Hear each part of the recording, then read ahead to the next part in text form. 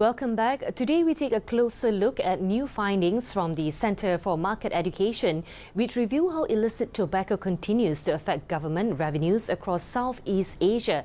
Now, according to CME's latest policy brief, ASEAN countries could see more than $11 billion in potential fiscal losses over the next 3 years, revenue that could otherwise support healthcare, education and broader development priorities. Now, to help us understand the scale of the issue and what it means for the region's economies, we're joined by Dr Carmelo Ferlito, Chief Executive Officer of the Centre for Market Education. Dr Ferlito, thank you for being with us. Now, Dr Ferlito, your latest CME policy brief highlights that ASEAN could lose about $11 billion to illicit tobacco by 2028. What are the main factors contributing to this challenge, Doctor? Hi, good afternoon, and thanks for having me. So first, a clarification on the methodology. So what we are talking about here is lost fiscal revenues. So we took official data on illicit tobacco trade incidents country by country in ASEAN, for those countries where data were available, of course. And then we took official data on the tobacco excise duties. And then we made a proportion. So given what is collected, we could calculate what gets lost. And we came out with a cumulative figure for ASEAN of $3.69 billion based on 2024 official data. So which are the factors? Of course, ASEAN is an area made of different countries and different situations.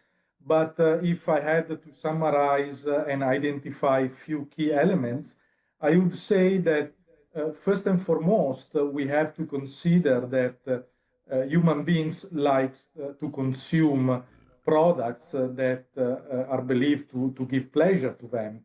And therefore, when the fiscal regulation or the consumption regulation becomes extremely punitive, rather than reducing their consumption because of that regulation, they shift the consumption toward, let's call them alternative markets or black markets. So I would say that the complicated and often punitive institutional framework is an incentive to drive consumption toward black markets. And together with sometimes a lack of enforcement also at borders and so on. But I would say that the type of regulation is the primary source of this phenomenon. Now, I understand the region is currently missing about $3.69 billion in excise revenue each year. From your perspective, how does this affect governments as they plan and prioritize essential services like perhaps healthcare and education? Yeah, indeed, if you look at our calculations, we have estimated that these lost fiscal revenues are equivalent to around 7.6% of the total healthcare expenditures or healthcare budget of the ASEAN region and 3.63% of the education budget. Of course, with very big differences country by country, but this is quite significant because just to use some example to make the public aware of the scale of the phenomenon, we have estimated that the lost revenues, in example, in Indonesia are $1.68 billion. Now, according to the Ministry of Finance, the free nutrition meals, the so-called free meals program in Indonesia, thanks to $1.23 billion, have produced 31 million beneficiaries or free meals for the people. So it means that only with the fiscal revenues that are lost, we could finance another 42.6 million meals for Indonesian poor people, poor Indonesians. Coming back on to Malaysia, if we look at the lost revenues that we estimated of 770 million US dollars. These are almost equivalent to what the government estimate to be 1 year of saving coming from subsidy rationalization, petrol subsidy rationalization, which is 950 billion US dollars. So we could basically double, almost double the saving from subsidy rationalization.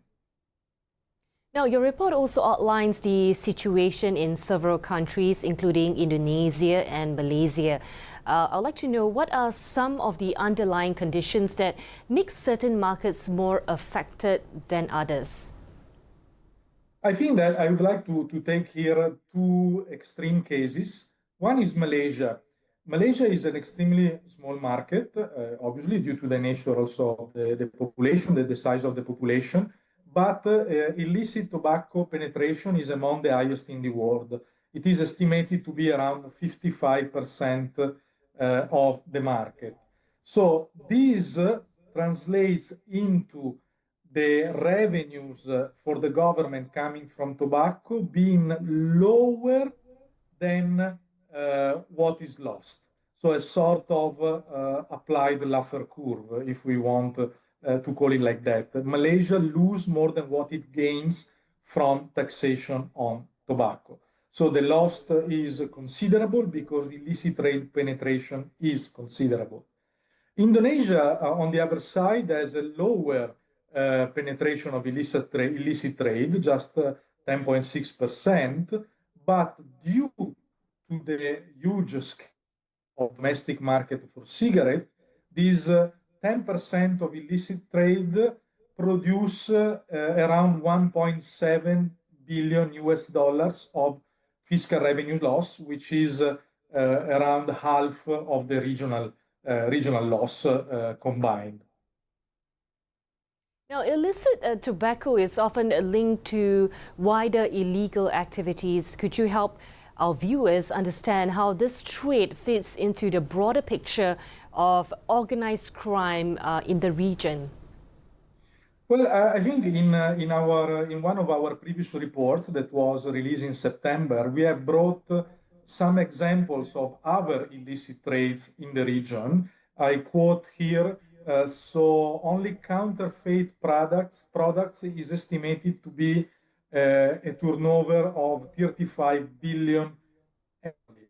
Myanmar illicit trade on gems, timber, and alcohol is 4.6 billion US dollars per year. In Vietnam, 57% of the alcohol consumption is unrecorded consumption. So what does it mean? This means, in general term, that illicit trade is not just harming fiscal revenues, so affecting fiscal revenues, but also affecting tax equity.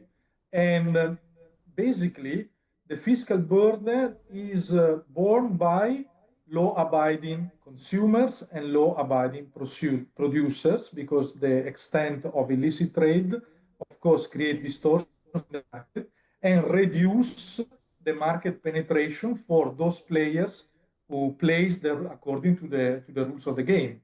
So this is, I think, something that we have to keep very much in mind. We are not just harming fiscal revenues, but we are harming legitimate producers and traders of products.